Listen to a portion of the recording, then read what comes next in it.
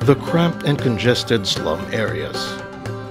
The violence brought about by gang fights and crime. The huge trucks in the port area. The notorious landfill of Smoky Mountain. The Feast of Santo Niño. The roving image of the Black Nazarene. And the shopping mecca of Divisoria.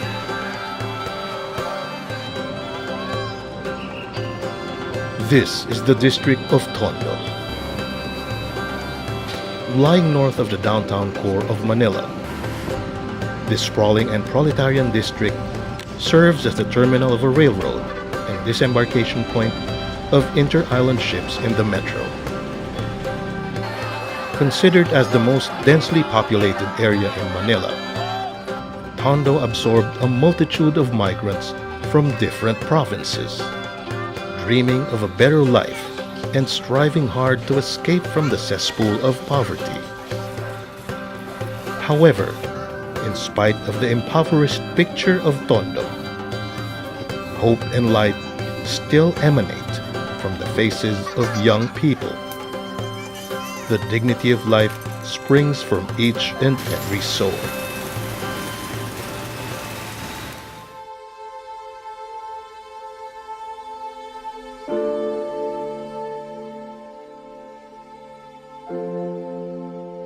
Ang anak ko po nag-aaral sa Bosco kasi may pangarap siya na makapagtapos sa pag-aaral. Kahit papaano makapagtrabaho siya ng maayos. Kahit ganito lang ang namin kalagayan, nagsisikap din siya para mapaunlad ang pamumuhay namin. Ang gusto niya mangyari na makapagpasok sa Bosco para matupad yung pangarap niya. Nung una po, hindi ko po alam na kung paano ko matutupad yung pangarap ko. Kaya naisipan ko pong mag-aral. Para nang sa ganun, pagka nakatapos po ako, matulungan ko po yung magulang ko. Narinig ko po yung yung Bosco. Nagpapasalamat po ako sa Bosco. Dahil kung wala po sila, siguro yung mga pangarap ko, hindi ko alam kung saan ko po makukuha o maaabot. Bali yung Bosco kung nagbibigay sa akin ng daan para makuha ko yung pangarap. This vision of young people striving for a better life was seen in the vision of a dreamer named St. John Bosco. It all started with a dream that called Don Bosco to a mission to save the souls of the young by uplifting their quality of life. Don Bosco's presence was felt in Tondo by the year 1968 when the first Salesians, composed of missionaries and local vocations, came here to establish the Don Bosco Youth Center as an oratory open for the young people. By that time, we were able to start our work and even establish its name as an open place where people will be able to really give time and help each other to become better Christians. That's why by the year 1970, the place was so lucky to be chosen as a place where Pope Paul VI would come and bless the place with his presence and a visit to some of the houses around. By the year 1971, the Don Bosco Tvet Center, as it is now known, was also established as an out-of-school youth to serve the many deserving poor people to be able to come up with a better future for them. We're just so lucky with the help of the congregation and with the cooperation of the local people around, we were able to have a name established as Don Bosco Tvet Center that is now known to be able to really help a lot of young people have a bright future. Through the help of generous people in the country and abroad, they established the Don Bosco Youth Center, a charitable institution that facilitates both the technical education and spiritual formation of the young. In the midst of mountains of garbage and dirty streets, Don Bosco Youth Center opened its gates to young people who earnestly want to learn skills that will enable them to find work. Characterized by an atmosphere that is family-like and serene, they are able to hone their talents and develop their skills.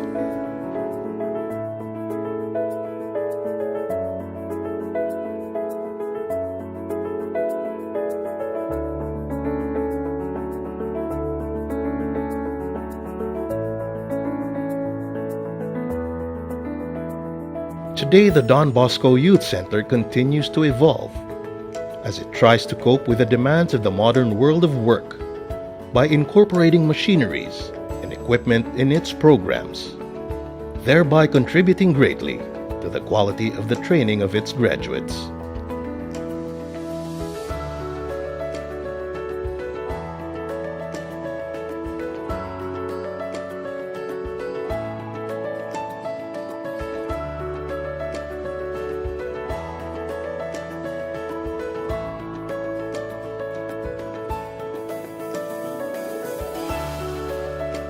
Don Bosco Youth Center's identity is embodied in this logo. The pentagon represents its 5 core values. The cross symbolizes Jesus and also faith and sacrifice. The laurel leaves and gear represent technical and academic education. The twin goals of the School for the Development of the Filipino Youth. Water signifies our nearness to nature. The blue color symbolizes our devotion to Mary. The mitre symbolizes our submission to the authority of the Pope.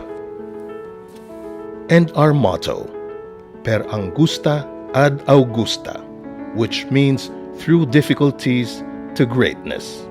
It points to our vision and mission of forming servant leaders who are also industry benchmarks.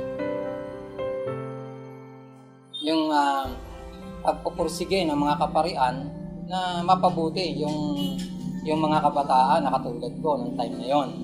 Kaya pag iniisip ko, yung Don Bosco, binigyan ako ng kaalaman at hindi lang kaalaman ang ibinigay sa akin, pati yung aking spiritual ay naibigay ng Don Bosco at pati na rin yung kabuhayan.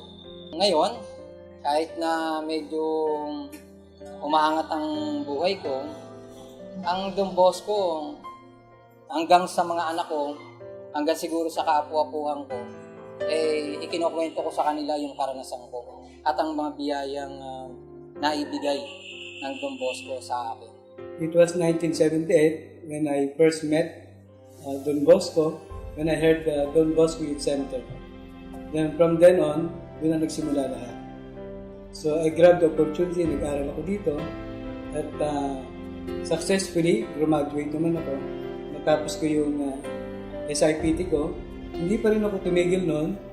Nag-aral pa rin ako sa college at nagtatrabaho ko as welder sa gabi. And then in the morning, nagtumutulong ko sa simbahan. In the afternoon until night, nag-aaral ako. Kinuha nila ako as toolkeeper sa dating welding shop na yun ay SMAU. I started from scratch at unti-unti ay talagang nagsisikapan ko na hindi lang hanggang doon as toolkeeper. Unti-unti, nagsumikap ako para makita nila yung aking kakayanan hanggang sa naging Tvet director. After ko mag-graduate ng high school, wala akong plano sa buhay. Kasi hindi ko alam kung anong course na kukunin ko. Hanggat may pinsan ako nag-aral dito at niyaya akong mag-enroll. Sa awa ng Diyos, pumasa naman ako sa exam. At ngayon, nagtuloy-tuloy na po. April 2009, in-appoint po ako bilang isang accountant. Malaking pasasalamat ko po kay Lord, kay Mama Mary, at kay Don Bosco na nandito po ako ngayon sa Don Bosco hanggang ngayon. Way back 2007, pumasok ako ng Don Bosco Tondo bilang isang fitter machinist na may pangarap na makapagtapos at makatulong sa pamilya. Pero na-realize ko na masigit pa yung gusto ko, masigit pa sa pera yung gusto ko. Gusto ko po talagang mag-serve kay God, mag-serve sa mga kabataan na tulad ko. At hanggang ngayon, dahil sa tulong ng mga Salesiano, naging brother, Salesian brother, at yan ay dahil sa kanila at utang na loob ko sa kanila. At sana itong utang na loob na to ay mai-share ko sa mga kabataan na nangarap tulad ko. Ako po si Andy Diebron, nag-aaral po sa Don Bosco sa kursong Automotive NC. Nakapasok po ng Don Bosco dahil po sa barkada ko na encourage po nila ako pumasok. Natuto po akong manalangin sa Panginoon. Tapos natuto po akong maibagay sa mga tao, lalo na sa mga kapataang katulad ko. Ako po si Elizabeth Vitaras ng kursong Bookkeeping NC3. Lahat ng mga pinsan ko dito nagtapos. So far lahat sila yung mga magaganda ng buhay. Masaya ako pumasok dito sa Don Bosco kasi marami kang matututunan sa values, lalo na hindi mo mawawala yung pagdarasal.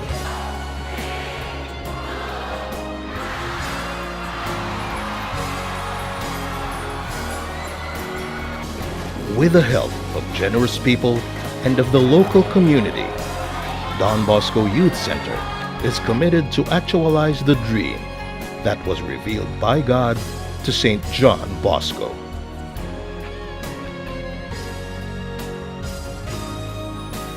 Thank you for listening to our history. Thank you for listening to our stories. Please continue to support and help us in whatever way possible that we may be able to continue the mission Don Bosco has entrusted to us. Continue to help us and support us that we may be able to fulfill the dreams of our young people. God bless you all.